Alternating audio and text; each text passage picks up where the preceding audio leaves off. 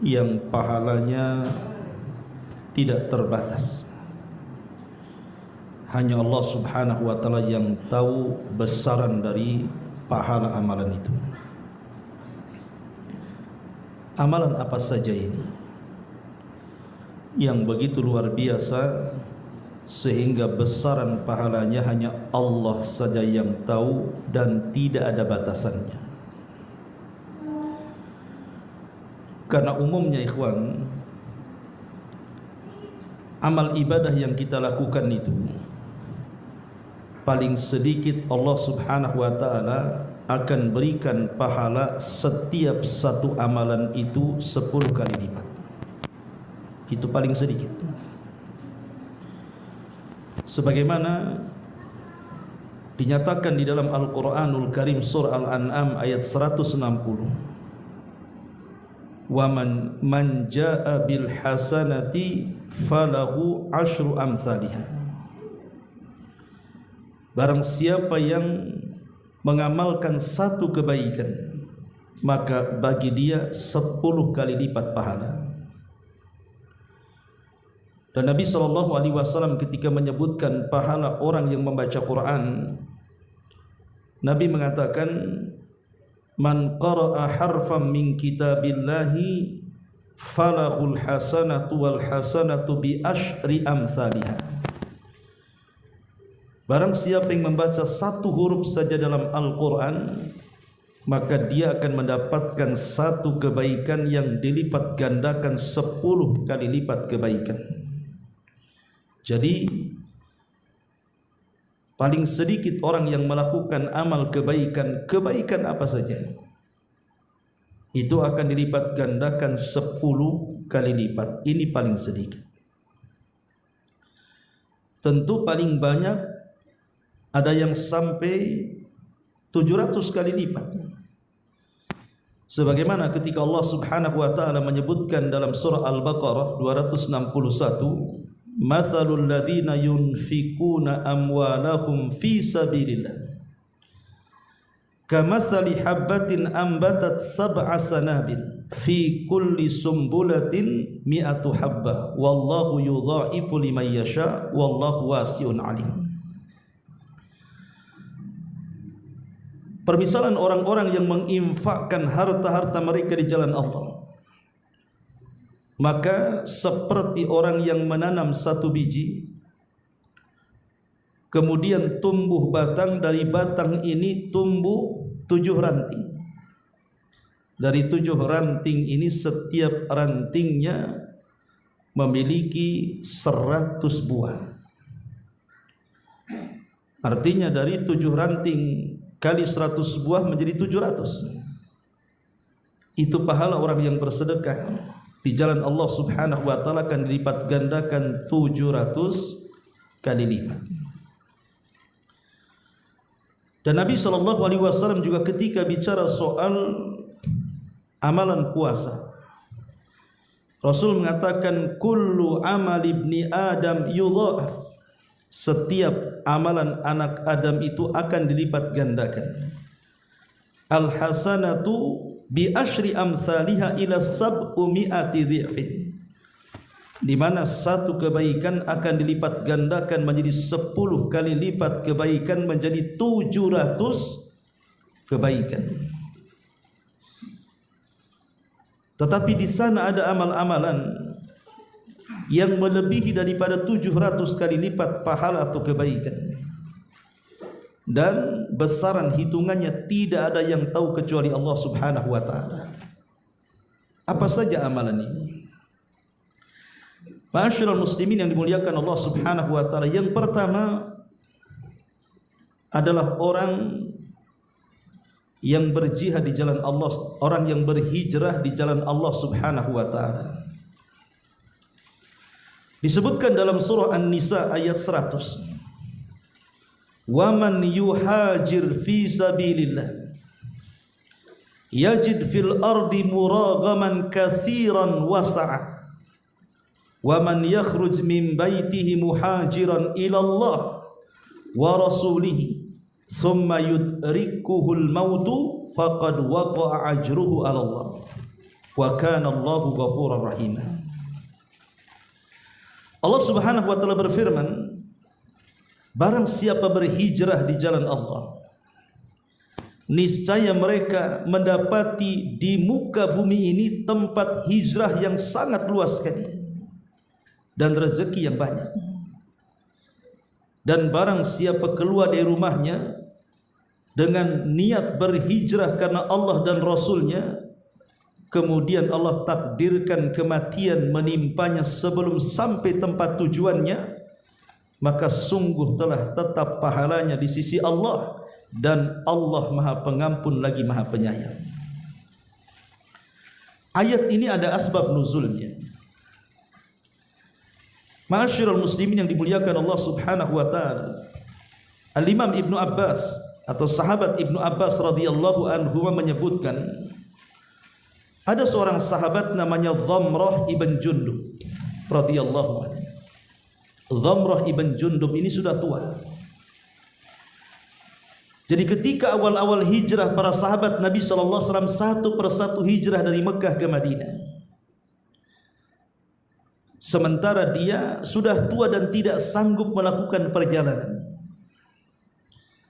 Ketika hampir semua para sahabat sudah hijrah ke Madinah, maka dia pun ada keinginan untuk hijrah karena tidak tahan tekanan orang-orang kafir Quraisy kepada dia. Padahal dia tidak sanggup untuk berjalan, tapi dia nekat untuk hijrah karena Allah dan Rasulnya. Maka Dhamrah ibn Jundub radhiyallahu an kemudian mempersiapkan bekalnya. Mulailah dia berjalan dari Mekah ke Madinah. Anda yang pernah umrah tahu bagaimana jauhnya perjalanan Mekah Madinah itu. Penuh dengan bebatuan, padang pasir, bukit-bukit terjal dan begitu seterusnya. Yang namanya orang sudah tua, akhirnya kemudian Dhamrah ini tidak kuat ketika di tengah-tengah perjalanan menuju Madinah ini. Dia pun tumbang. Kemudian dia mengalami sakit yang cukup parah. Ketika kemudian dia merasa bahwa ajalnya telah dekat, maka kemudian dia duduk bersimpuh. Kemudian dia pun menepuk kedua tangannya dan mengatakan, inilah baiatku untuk nabiku. Hadza bai'ati li nabi. Inilah baiatku untuk nabiku. Berkali-kali dia bicara seperti itu. Akhirnya Allah Subhanahu wa taala jemput nyawanya dan dia pun meninggal di tengah perjalanan hijrahnya. Dari sini Allah Subhanahu wa taala turunkan surah An-Nisa ayat 100 di sini. Barang siapa yang berhijrah di jalan Allah, niscaya mereka mendapati di muka bumi ini tempat hijrah yang luas dan rizki yang banyak. Tapi barang siapa keluar dari rumahnya dengan maksud hijrah karena Allah dan Rasulnya, kemudian kematian menjemputnya sebelum sampai di tempat hijrahnya, maka sungguh telah tetap pahala di sisi Allah Subhanahu wa taala. Kalimat faqad waqa'a ajruhu 'ala Allah, ketetapan pahalanya diserahkan kepada Allah Subhanahu wa taala, maknanya pahalanya tidak terbatas karena tidak sebutkan nominalnya.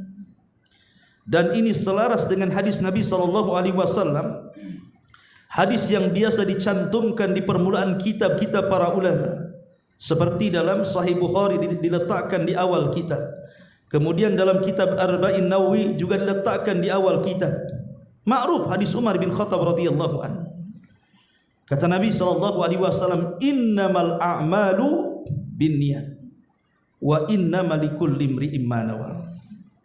Faman kanat hijratuhu ila Allah wa rasulih fahijratuhu ila Allah wa rasulih, wa man kanat hijratuhu lid-dunya aw imra'atin yatazawwajuha fahijratuhu ila ma hajara ilaihi. Kata Nabi sallallahu alaihi wasallam, sesungguhnya amal itu ditentukan niatnya, dan sesungguhnya pahala amal juga ditentukan dengan niatnya. Di sini syahidnya, barang siapa yang hijrahnya karena Allah dan Rasulnya, Allah tidak menyebutkan pahalanya, maka dia akan mendapatkan surga Aden. Allah akan memberikan padanya pahala berupa surga Firdaus. Tidak, Allah tidak menyebutkan seberapa besar pahalanya, tapi Allah menasabkan pahalanya kepada Allah dan Rasulnya. Fahijratuhu ilallahi wa rasulih, dan hijrahnya diserahkan kepada Allah dan Rasulnya. Artinya pahala hijrahnya hanya Allah yang tahu besarannya. Tetapi kalau hijrahnya karena dunia dan perempuan yang dikehendakinya, maka hijrahnya hanya untuk itu saja yang ia dapati, tidak mendapatkan sedikit pun pahala, dan dia hanya mendapatkan apa yang diniatkan saja. Ma'asyiral muslimin yang dimuliakan Allah Azza wa Jalla, dari sini kita tahu di antara amalan yang pahalanya tanpa batas adalah berhijrah karena Allah dan Rasulnya. Tentu kalau hijrah dari Mekah ke Madinah sudah tidak ada lagi, karena Nabi SAW mengatakan la hijrata ba'dal fathi, tidak ada hijrah setelah Fathu Mekah. Artinya hijrah ke kota Madinah itu sudah dihapuskan, karena selamanya dua kota itu akan menjadi kota kaum muslimin sampai kiamat dibangkitkan. Tetapi tentu ada makna hijrah yang lainnya yang disebutkan Imam Bukhari dalam sahihnya. Rasul mengatakan al-muhajir man hajara ma nahallahu anhu. Orang yang berhijrah adalah orang-orang yang meninggalkan apa yang Allah larang. Itulah orang yang hijrah. Orang-orang yang meninggalkan apa yang Allah Subhanahu wa taala larang. Dari sini kata para ulama bahwa hijrah itu ada macam-macam bentuknya. Yang pertama, bisa saja yang dimaksud hijrah di sini adalah seseorang hijrah dari negeri kafir ke negeri Islam. Umpamanya ada orang yang hidup di negeri kafir, kemudian dia tidak bisa melaksanakan syariat Islam di situ, maka dia boyong semua keluarganya kemudian minta suaka ke negeri Islam dan menetap di negeri Islam. Ini juga makna hijrah. Atau yang kedua, makna hijrah ini keluar dari negeri yang banyak menyelisih sunnah Nabi SAW di situ. Banyak perkara-perkara bid'ah yang dilakukan sehingga dia tidak bisa mengingkarinya. Maka dia pun keluar dari negeri tersebut kemudian berpindah ke negeri sunnah. Itu juga memiliki makna hijrah. Atau umpamanya di negeri itu atau daerah itu penuh dengan keharaman. Umpamanya seseorang hidup di lingkungan, mungkin di sekitarnya lokalisasi, di sekitarnya tempat-tempat mabok, diskotik dan yang semacamnya, sehingga tidak aman dirinya, istrinya dan anak-anaknya. Akhirnya hijrah di tempat itu ke tempat yang lebih baik lagi. Itu juga bagian daripada hijrah. Termasuk juga hijrah di tempat yang di situ dia tidak bisa melaksanakan syariat Islam. Banyak larangan-larangan yang kemudian ditabrak di situ, maka dia berhijrah meninggalkan itu semua dengan memperbaiki dirinya. Mungkin dirinya dulu seorang ahli maksiat, mungkin dirinya dulu seorang ahli mungkar, suka melakukan dosa dan kemaksiatan, maka dia berubah. Lah berubahnya dari perkara buruk kepada yang perkara baik, dari perkara maksiat kepada taat dan begitu seterusnya. Lah ini juga bagian daripada makna hijrah. Maka orang yang berhijrah ini pahalanya diserahkan kepada Allah tanpa batas. Ma'asyiral muslimin yang dimuliakan Allah Subhanahu wa taala, ini yang pertama. Kemudian yang kedua, seseorang mengajak manusia kepada kebaikan atau dalam bahasa yang ma'ruf berdakwah. Ad-da'watu ilallah. Berdakwah, mengajak manusia ke jalan Allah Subhanahu wa taala. Para nabi ketika mereka berdakwah kepada kaumnya, maka selalunya mereka mengatakan, wa ma as'alukum alaihi min ajrin in ajriya illa 'ala Allah. Supaya para nabi mengatakan seperti itu. Para nabi mengatakan, saya tidak meminta kepada kalian upah dari dakwah yang saya sampaikan kepada kalian. Saya hanya meminta upah itu kepada Allah Rabb semesta alam. Maka orang yang mengajak manusia kepada kebaikan, maka pahalanya tanpa batas. Pahalanya tanpa batas. Bahkan dakwah itu sendiri adalah multi level pahala. Semakin banyak orang yang kita dakwahi, semakin banyak pahala yang kita dapat. Makanya Rasul mengatakan, man dalla ala khairin kafaidi.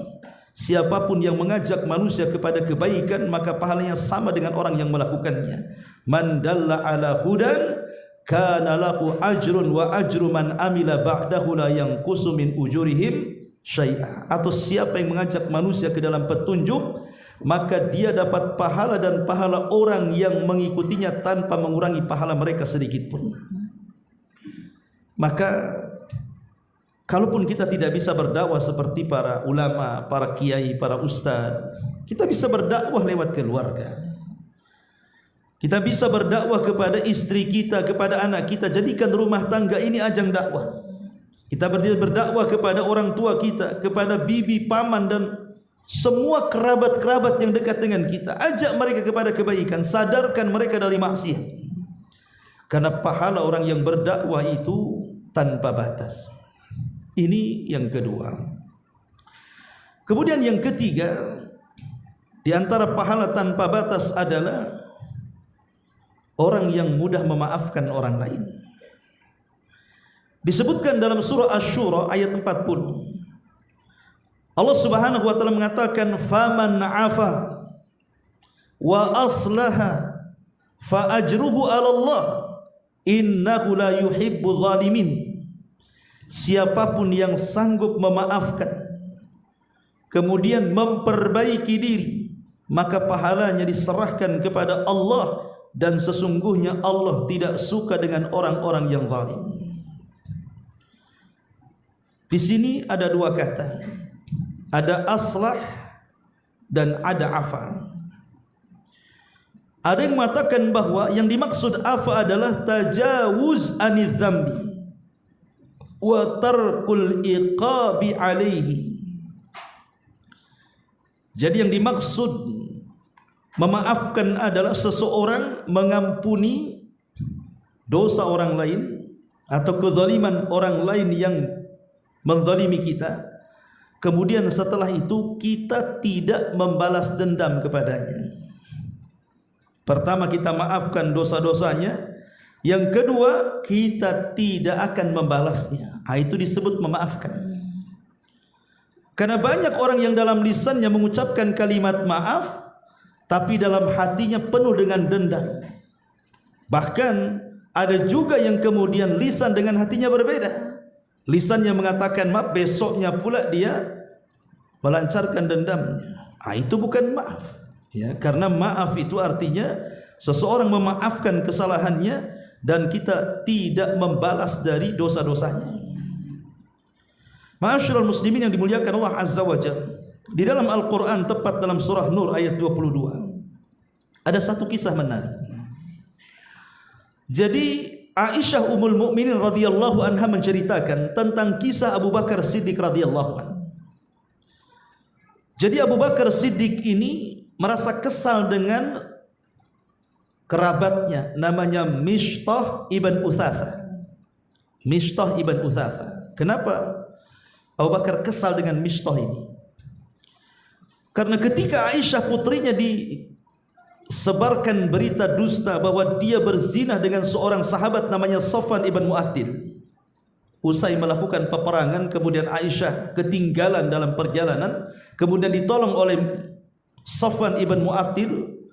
Maka orang-orang munafik mulai membuat berita hoax tentang Safwan ini.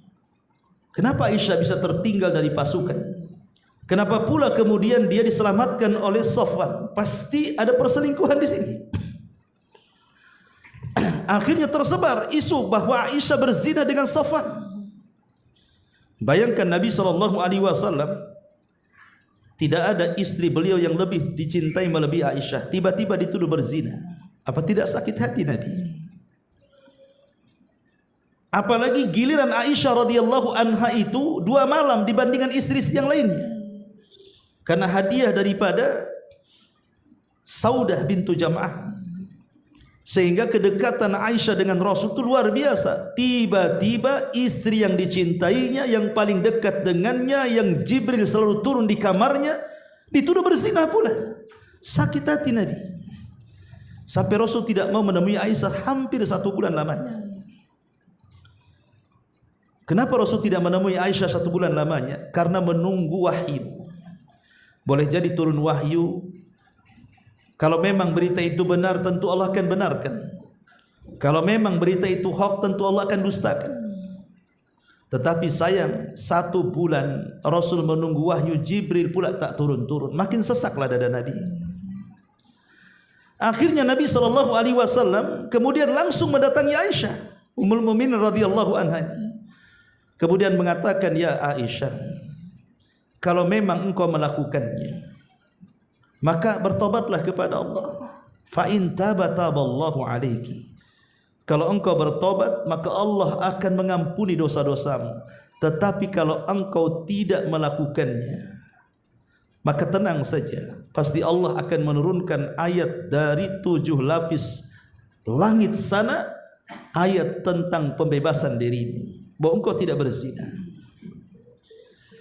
Tapi Aisyah terdiam. Bagaimana mungkin Nabi SAW bisa terpengaruh dengan orang-orang munafik? Makanya Aisyah hanya mengatakan kepada ibundanya dan ayahandanya Abu Bakar dan Ummu Ruman, dan mengatakan, jawablah pertanyaan Nabi.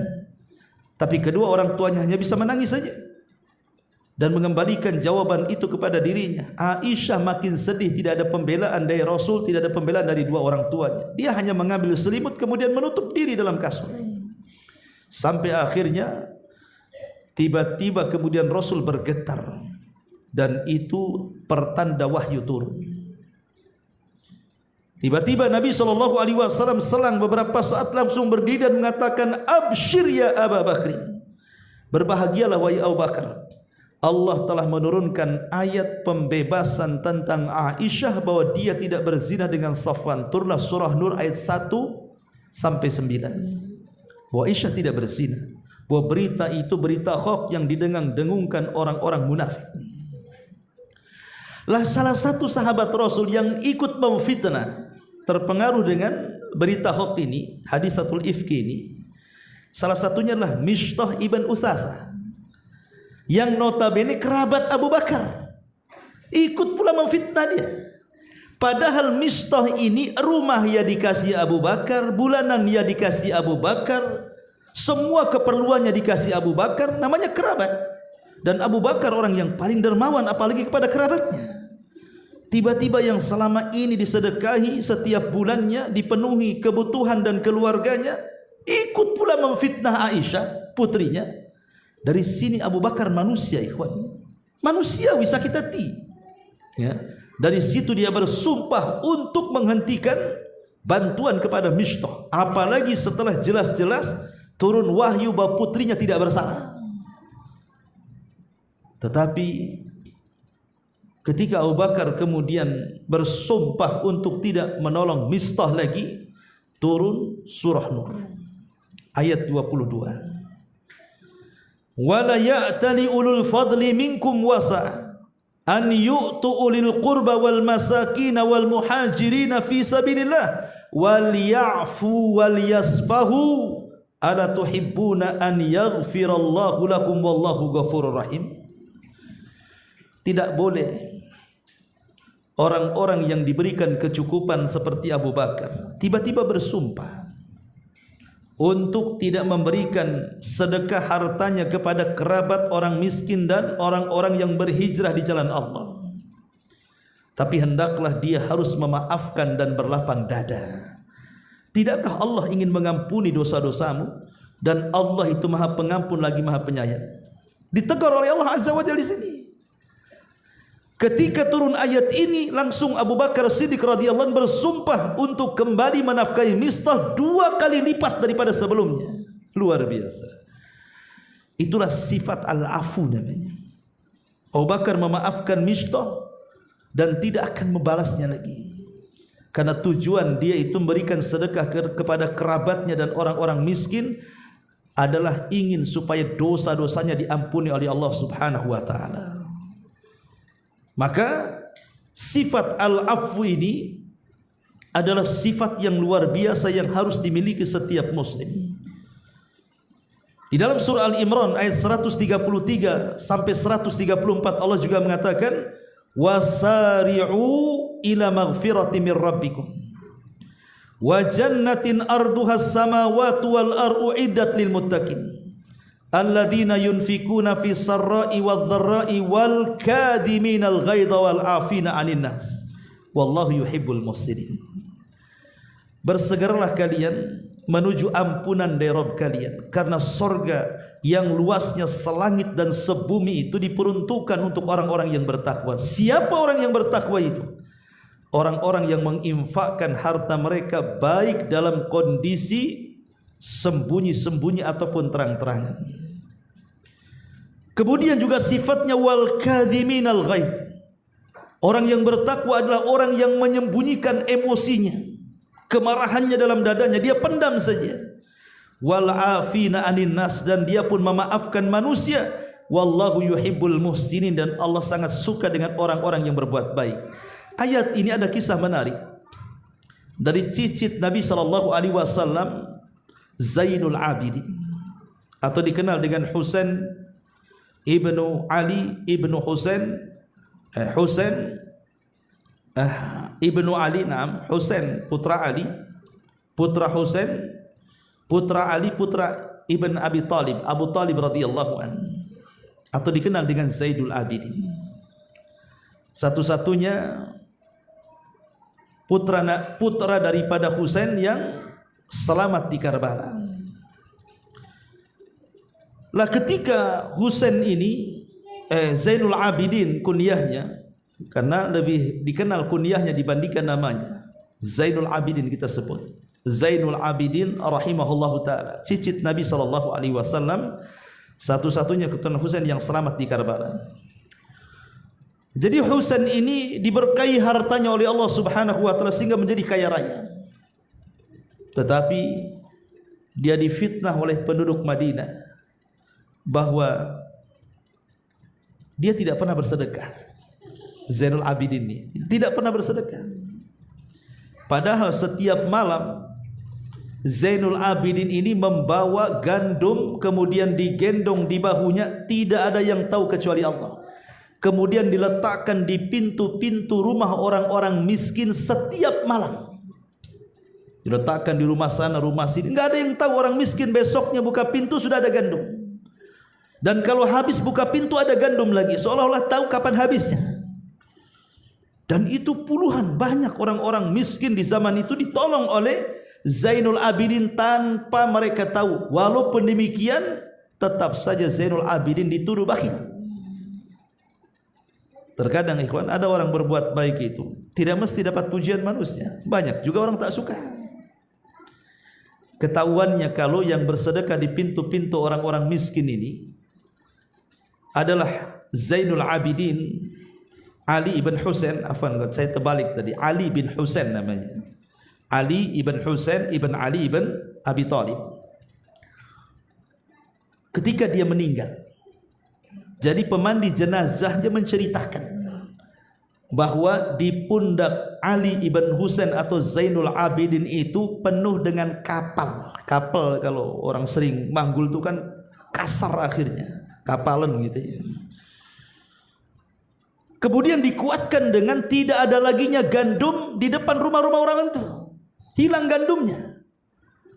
Maka orang-orang pun membicarakan dan mereka pun kemudian menyesal karena sudah menuduh Ali bin Husain. Apa gunanya penyesalan ikhwan? Kalau orang yang kita berbuat zalim kepadanya sudah meninggal. Makanya kalau seandainya kita pernah menyakiti orang sebelum meninggal, minta maaf dia. Sebab kalau sudah meninggal, maka tinggal satu kisos pada hari kiamat. Mau minta maaf sama siapa? Kita zalim sama dia. Tapi ada satu kisah menarik dalam ayat surah Nur ayat 22 ini. Surah Al-Imran ayat 133-134 ini. Jadi Ali bin Husain ini punya pembantu, seorang budak. Satu hari Ali bin Husain atau Zainul Abidin ini ngomong sama pembantu yang budaknya itu, tolong ambilkan air panas kepadaku. Ya mungkin bahasa kitanya pengen ngopi lah kan gitu. Ya. Maka didatangkanlah air itu dalam satu bejana. Qadarullah tersandung pula lah budak ini. Akhirnya bejananya tumpah, kemudian terkena Ali bin Husain. Air panas ya kawan. Terkena bajunya. Ya. Entah kenapa tiba-tiba budak ini mengetahui bahwa majikannya takut marah, dia baca pula ayat ini. Dia mengatakan wasari'u ila maghfiratin min rabbikum, sampai kepada wal kadhiminal ghaidha. Ingat, ciri-ciri orang yang bertakwa adalah orang yang bisa menyembunyikan kemarahannya. Tak jadi marah, langsung senyum dia, padahal lagi marah tuh. Ya. Kemudian ayat yang kedua dia lanjutkan, kata budak ini, wal afina 'anin nas. Di antara ciri orang yang bertakwa adalah bukan hanya menyembunyikan emosi dan marah, dia pun harus memaafkan manusia. Apa kata Ali bin Husain? Ya sudah, saya maafkan kamu. Tapi masih kurang satu, wallahu yuhibbul muhsinin, dan Allah suka dengan orang-orang yang berbuat baik. Idzan a'taqtuka liwajhillah, kalau begitu kemerdekakan kau di jalan Allah, katanya. Loh, bayangkan, orang ini melakukan kesalahan, tiba-tiba dia membaca ayat ini. Tapi Ali bin Husain kemudian memberikan satu contoh kepada kita bahwa begitulah cara orang memaafkan. Pertama, simpan ini marah itu dalam hati, bagikan api dalam sekam, gak apa-apa. Ya. Kemudian setelah itu lepaskan dengan cara apa? Maafkan kesalahannya. Kemudian setelah itu berbuat baiklah kepada dia, kasih hadiah. Kan enak ikhwatu fiddin yang dimuliakan Allah Azza wa Jalla. Coba kalau seandainya akhlak seorang muslim ini seperti ini, tentu dakwah itu akan mudah diterima di mana-mana. Sudah memaafkan kesalahan orang, menyembunyikan pula dendamnya, berbuat baik pula sama dia. Luar biasa, ya. Ma'asyiral muslimin yang dimuliakan Allah Subhanahu wa taala. Umar bin Khattab radhiyallahu anhu mengatakan afdalul afwi indal qudrah.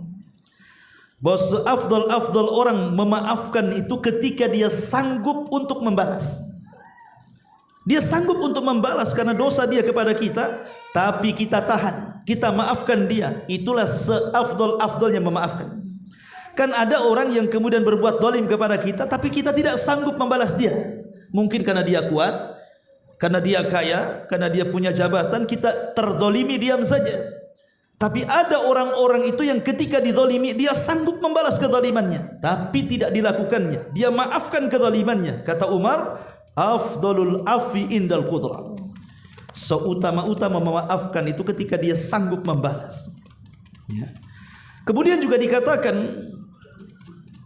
oleh Qatadah rahimahullahu taala, afdalun nas a'zamuhum 'alan nasi afwan wa afsahuhum lahu sadra.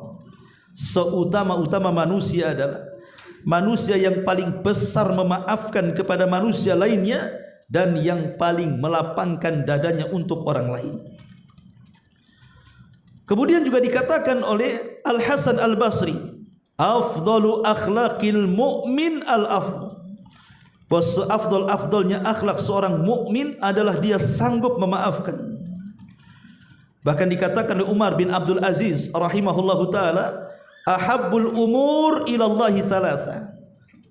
Perkara-perkara yang paling dicintai Allah itu ada 3. Al-afu fil qudrati, dia memaafkan padahal dia sanggup untuk membalas. Wal qasdu fil jiddati, dan dia sederhana walaupun kaya raya, ya. Warifku fil ibadati, dan dia berusaha untuk istiqomah dalam ibadah. Salah satunya kata beliau al-afu fil qudrati, memaafkan saat sanggup dia membalas. Maka ini adalah seutama-utama orang yang mampu memaafkan ataupun dosanya pahalanya tidak terbatas dan hanya tahu hitung-hitungannya Allah Subhanahu wa taala. Tentu ada keutamaan besar di balik orang itu memaafkan. Pertama, bahwa memaafkan itu bagian daripada rahmat Allah, di mana kita memberikan kasih sayang kepada orang yang berbuat salah kepada kita. Jadi orang yang memaafkan itu artinya hatinya dipenuhi dengan rahmat. Berarti orang itu baik, orang lembut itu. Karena biasanya memaafkan itu berat, ikhwan. Bahkan lebih berat daripada orang yang minta maafkan. Kalau saya salah kepada antum kemudian saya minta maaf, itu berat sekali. Lah antum jauh lebih berat lagi untuk memaafkan.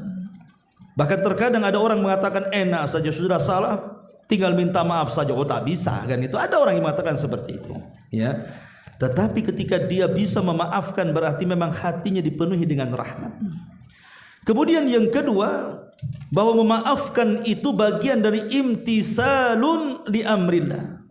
Itu bagian daripada memenuhi perintah Allah Subhanahu wa taala. Sebagaimana disebutkan tadi, wal kadhiminal ghaidha wal afina 'anil nas wallahu yuhibbul muhsinin.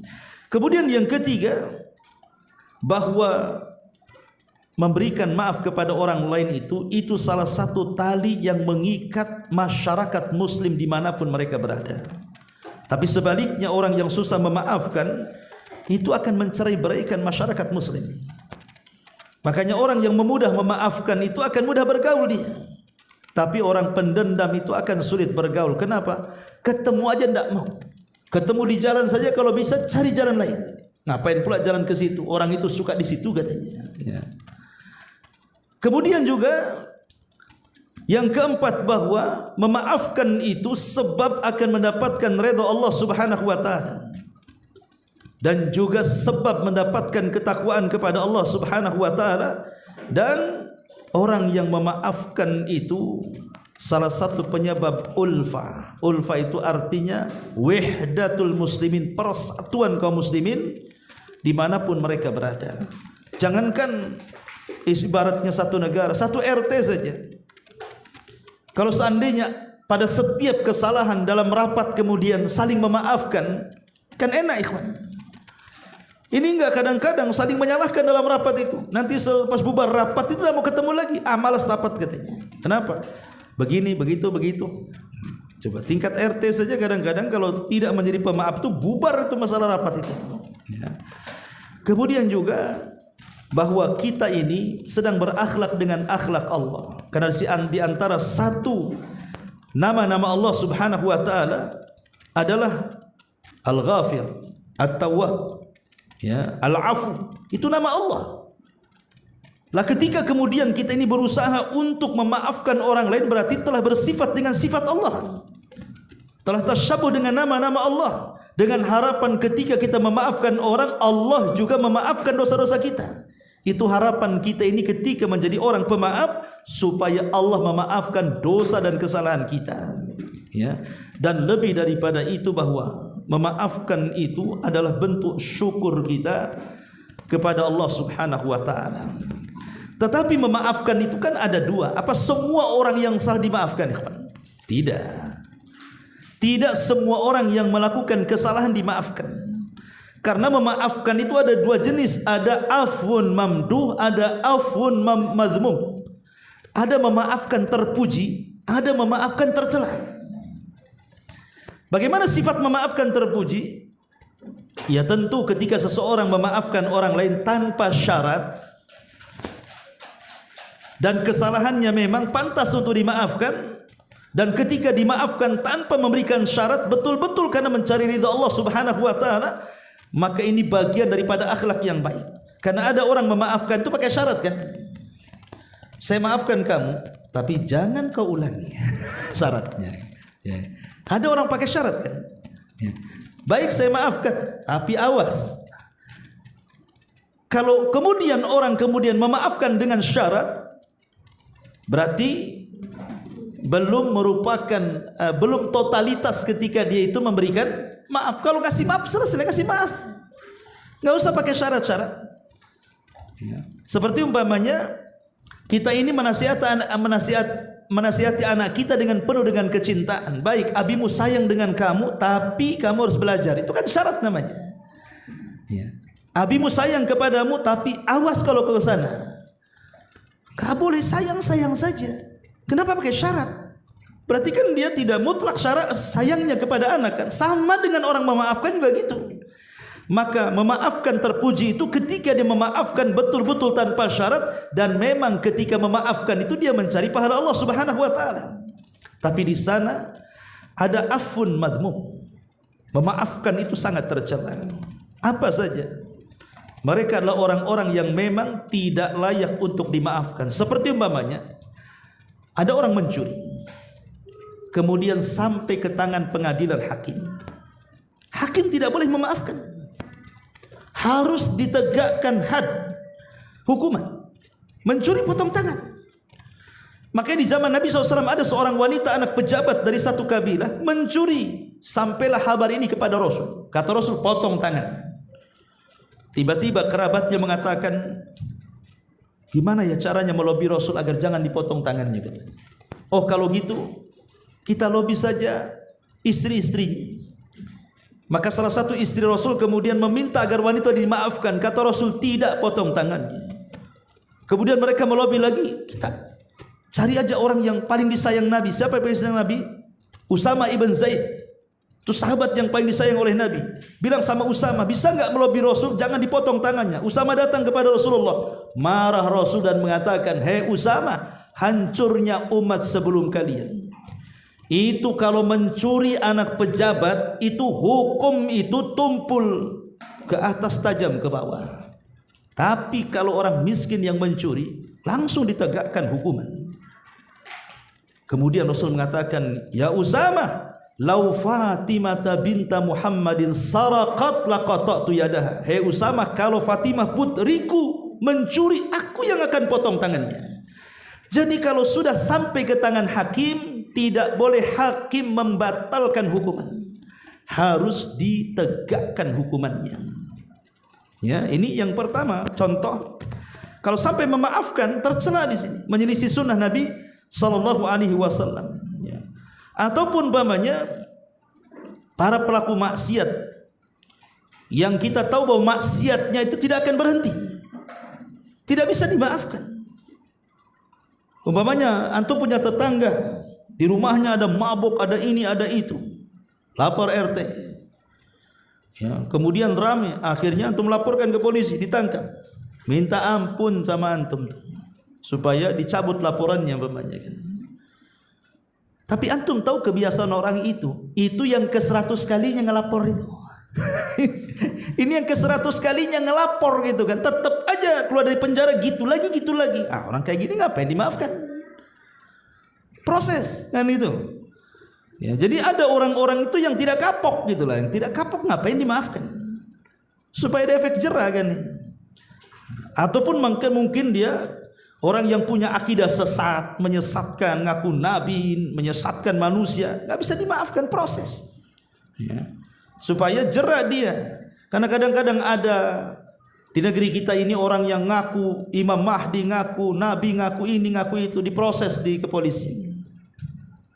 Tiba-tiba kemudian cukup membuat pernyataan minta maaf, dilepas lagi. Besoknya ngaku lagi. Ya harusnya ya diproses supaya dia jerah kan itu. Supaya tahu Imam Mahdi itu di penjara. Kalau dia ngaku Nabi supaya tahu Nabi di penjara kan itu. Ya itu kan palsu. Ya, kalau Nabi asli Imam Mahdi ngapain di penjara kan? Ya dibayar kan itu. Masyaallah muslimin yang dimuliakan Allah Azza wa Jalla, ini di antara yang ketiga bahwa amalan-amalan yang tanpa batas itu adalah mudah memaafkan. Kemudian yang keempat, as-sabr, sabar. Ya. Karena Allah Subhanahu wa taala mengatakan ketika bicara soal sabar itu, Allah mengatakan innama yuwaffas sabiruna ajrahum bighairi hisab. Sesungguhnya pahala orang yang melakukan kesabaran itu tanpa batas. Hanya Allah yang tahu berapa besaran pahala orang yang sabar itu. Ikhwatu fiddin, rukun sabar itu ada 3. Artinya kalau salah satu luput dari kita, berarti kita belum dikatakan orang yang sabar.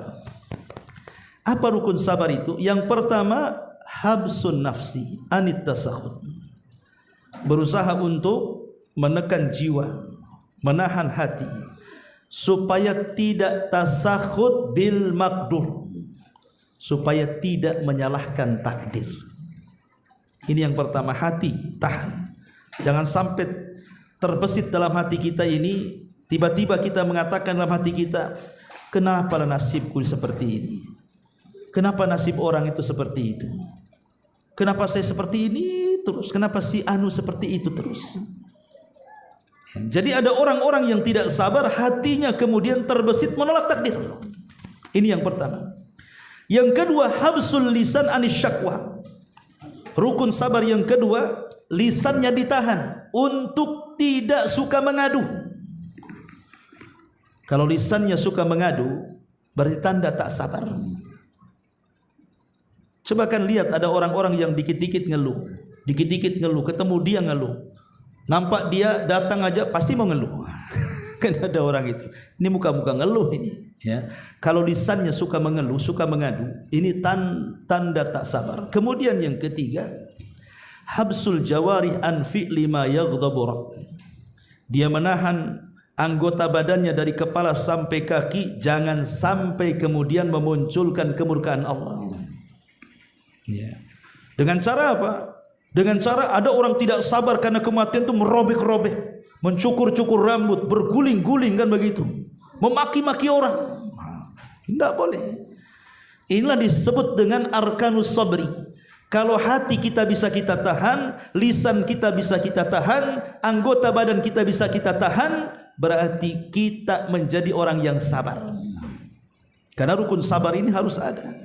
Ada orang yang bisa tenang hatinya, lisannya pula tak tenang. Contoh umpamanya, ada orang kemalangan atau kena musibah, nampaknya sabar, diam saja. Ya, mulutnya diam saja, lisannya tidak pernah mengadu, tidak pernah juga mengeluh. Tapi kalau antum ajak bicara, mulai keluar keluhannya tuh. Ini belum sabar, karena baru hatinya yang tenang, lisannya pula tak tenang. Ya kan? Ataupun mungkin nampaknya diam, kalau diajak ngobrol pun diam, tidak pernah mengadu, enggak apa-apa. Tapi ketika bersendirian, dia pecahkan sana, pecahkan sini, kan itu. Dia rusak sana, rusak sini, teriak-teriak. Ini bukan sabar, ya. Karena sabar itu rukunnya 3 tadi: tahan hati, tahan lisan, tahan anggota badan. Itulah baru disebut sabar, ya. Sabar sendiri para ulama mengatakan ada 3 jenis.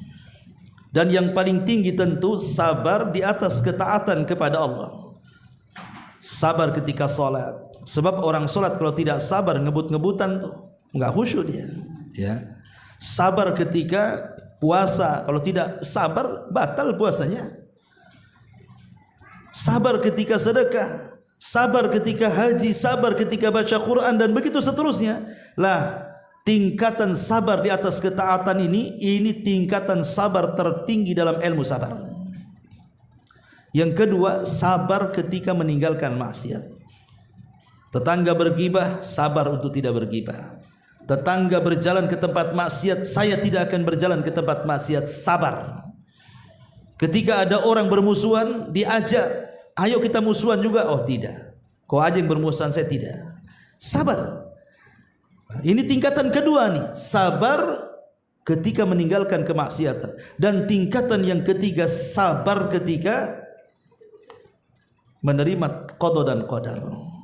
Boleh jadi mungkin diganggu kesehatannya, diganggu ekonominya, diganggu keluarganya dengan musibah dan berbagai macam ujian, dia sabar. Dan biasanya kalau disebut sabar, biasanya diitlakkan ke yang ketiga, ya, sabar ketika menghadapi qada dan qadar Allah Subhanahu wa taala. Masyarul muslimin yang dimuliakan Allah Subhanahu wa taala. Lah, ada 4 manusia ini ketika menghadapi antara ketaatan dan maksiat ini, kemudian berhadapan dengan sabar, itu ada 4 jenis, ikhwan. Pertama, ada orang yang sabar ketika melaksanakan ketaatan, sabar juga tidak melakukan kemaksiatan, maka ini orang yang paling mulia di hadapan Allah. Antum sabar dengan solat, dengan puasa, dengan zakat, baca Quran, zikir, hadir di majlis taklim, tapi di luar juga sabar. Saya tidak berzina, saya tidak mencuri, saya tidak ghibah, saya tidak namimah, saya tidak menghina, saya tidak membuli, macam-macam dia tinggalkan maksiat. Di satu sisi dia sabar di atas ketaatan, di sisi lain sabar untuk tidak maksiat. Ini manusia paling mulia. Yang kedua, ada sabar ketika melaksanakan ketaatan. Oh, ketika solat dia sabar, solat juga, hadir juga di majlis taklim, baca Quran juga, berzikir juga, puasa juga, bahkan haji umrah pun pula dia. Tapi tak sabar ketika dia maksiat. Solat masih juga lah dia makan riba. Solat masih demen juga dia berzina. Solat masih juga dia buka judi online. Solat masih juga dugem tengah malam. Itu namanya sabar di satu sisi, tidak sabar di sisi lain kan? Maka yang seperti ini ikhwatu fiddin muliakan Allah Azza wa Jal harus introspeksi diri. Ya. Kemudian yang ketiga ini terbalik. Mungkin dia tidak zina, dia tidak judi, dia tidak menggibah, pokoknya dia berusaha maksiat ditinggalkan dia. Tapi tak solat pula dia. Ya. Nak solat, puasa Ramadan tidak kan gitu. Tapi akhlaknya bagus. Dia nak memaksiat dia. Berarti dia sabar ketika meninggalkan maksiat, tak sabar pula dia melaksanakan ketaatan. Dan yang ketiga lebih buruk dibandingkan yang kedua. Kenapa? Karena melakukan maksiat itu, ketika dia masih melakukan kewajiban Allah, itu masih ringan. Boleh jadi kebaikannya menghapus keburukannya. Tetapi orang yang meninggalkan kewajiban, dengan kata lain meninggalkan perintah Allah, walaupun dia tidak terjerumus kepada larangan Allah, ini bahaya sekali. Kenapa? Karena kaidah mengatakan tarkul amri asyaddu min irtikabin nahi, bahwa meninggalkan yang diperintahkan itu lebih berat dosanya dibandingkan melakukan yang dilarang. Contoh pamannya, yang satu memang dia tidak maksiat tapi tidak solat. Orang meninggalkan solat bisa kafir. Orang meninggalkan solat bisa kafir walaupun dia tidak berzina, walaupun dia tidak judi, walaupun tidak maksiat dia. Tapi orang yang meninggalkan solat bisa kafir. Tapi yang satunya dia meninggalkan solat, dia menjalankan solat, dia tidak pernah meninggalkan solat, ya. Tetapi dia melakukan maksiat, umpamanya berzina, berjudi. Orang maksiat berjudi selama tidak menghalalkan maksiat, dia tidak kafir, karena dia masih solat kan begitu. Hanya mungkin terjerumus kepada dosa besar saja. Dari sini kita tahu perbedaan maksiat iblis dengan Adam. Ya, maksiat iblis itu karena apa? Karena melanggar perintah. Adapun maksiat Adam itu karena melanggar larangan. Itulah bedanya. Ya. Maksiat iblis melanggar perintah. Allah perintahkan sujud, tak mau sujud. Berarti meninggalkan perintah kan. Tapi maksiatnya Adam, jangan kau dekat pohon ini, dekat pula dia. Berarti maksiatnya Nabi Adam itu meninggalkan larangan ataupun terjerumus kepada larangan. Dan Adam lebih ringan dibandingkan iblis. Makanya Adam bertobat dan iblis tidak bertobat. Ya. Kemudian yang keempat, ada yang tidak sabar dua-duanya. Sudah tidak solat, ya dia berzina. Sudah tidak solat, kemudian dia pun menggibah. Sudah tidak solat, dia makan riba. Itu kuadrat itu. Karena enggak ada sabar itu. Ya. Ma'asyiral muslimin yang dimuliakan Allah Azza wa Jalla. Lah para ulama menyebutkan ada beberapa hal yang seseorang itu ditekankan untuk sabar dalam kehidupan kita. Pertama, ketika meninggalkan syahwat, kita harus bersabar, ikhwan. Karena hari ini namanya syubhat dan syahwat itu menyambar-nyambar. Coba bayangkan, syahwat-syahwat maksiat itu di depan kita menyambar-nyambar kita. Maka kita harus sabar menghadapi syahwat ini. Ya. Kemudian yang kedua, sabar ketika menghadapi kefakiran dan sempitnya ekonomi. Karena di zaman sekarang ini mulai agak sulit orang itu mengeluh soal ekonomi. maka kita harus sabar. Boleh jadi itu ujian dari Allah Subhanahu wa taala. Kemudian juga sabar ketika berdakwah. Sabar ketika berdakwah, namanya dakwah itu tidak ada yang mulus. Pasti juga ada yang menghalang-halangi, maka kita harus sabar. Ya. Kemudian sabar juga dari ucapan manusia. Karena manusia itu tidak mungkin lepas dari ucapan manusia. Antum loh, sembunyi-sembunyi antum dalam ruangan, pasti ada orang yang bicarakan antum. Pamannya antum tidak keluar rumah setahun. Kenapa antum tak keluar rumah? Biar tetangga enggak bicarakan saya. Kata siapa? Bisa saja tetangga ngomong itu, jangan-jangan gila tuh di rumah tuh. Orang mau sembunyi di mana saja itu pasti dibicarakan orang. Makanya perlu sabar. Karena manusia tidak lepas dari ucapan manusia. Ya. Ada ucapan itu yang baik, ada ucapan yang tidak baik. Berbuat baik saja manusia mencela kita. Apalah pula berbuat jahat kan itu. Lebih dicela lagi oleh manusia. Kemudian sabar kepada adzal ladzi yahsulu minal qiyami bil amri wal bil ma'rufi wan nahyi anil munkar. Sabar ketika kita mengajak manusia kepada kebaikan, mencegah dari kemungkaran. Itu tidak semua orang mau. Ya.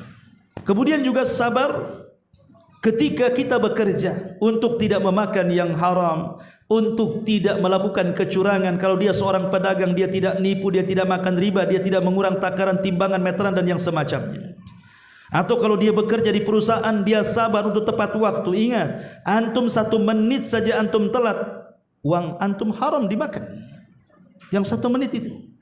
Karena kita sudah ada perjanjian di perusahaan, ikhwan. Kata perusahaan datang jam 8, pulang jam 5, gaji UMR. Tiba-tiba antum telat pula. Ya. Ketika antum telat, tak mau pula antum diomeli. Ketika kurang gaji, ngamuk-ngamuk antum.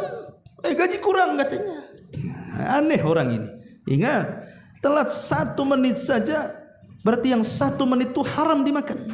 Karena al-muslim ala syurutihim. Seorang muslim itu di atas syarat-syarat, tidak boleh dibatalkan. Ya. Ma'asyiral muslimin, makanya harus sabar kita ini untuk mencari yang halal dan meninggalkan yang haram dalam pekerjaan. Termasuk sabar kalau seandainya kita ditinggalkan orang-orang yang kita cintai. Boleh jadi mungkin istri kita, suami kita, orang tua kita, anak kita meninggal. Maka kita harus sabar, tidak boleh tasakhut. Ya. Termasuk juga sabar dari pasangan. Terkadang punya istri ngomel-ngomel tidak kerasan kan itu. Suaranya macam-macam, menyakitkan atau sebaliknya. Ya harus sabar dengan pasangan. Sabar dengan anak, sabar dengan orang tua. Terkadang ada cekcok dan lain sebagainya. Ya. Ataupun sabar ketika mentarbiah anak-anak. Terkadang anak-anak ini buat jengkel, tapi kita harus sabar kan begitu. Dan banyak lagi perkara-perkara yang kita harus sabar. Intinya bahwa amalan yang keempat, pahala tanpa batas adalah orang yang bersabar. Ini yang keempat. Kemudian yang kelima, di antara amalan yang pahalanya tanpa batas adalah seseorang melakukan puasa. Ya, namanya puasa itu kan macam-macam. Ada puasa wajib, ada puasa sunnah. Ada di sana puasa Senin Kamis, ada puasa Daud, ada puasa Ayyamul Bid. Nanti dalam bulan-bulan tertentu itu ada puasa Dzulhijjah, ada puasa Muharram kan itu ya. Nanti di bulan Sya'ban itu ada puasa mutlak kan ya. Macam-macam puasa itu ya. Maka Nabi SAW mengatakan kullu amal ibni adam lahu al-hasanatu bi asyri amsalihha ila sab'umi'ati dhifin.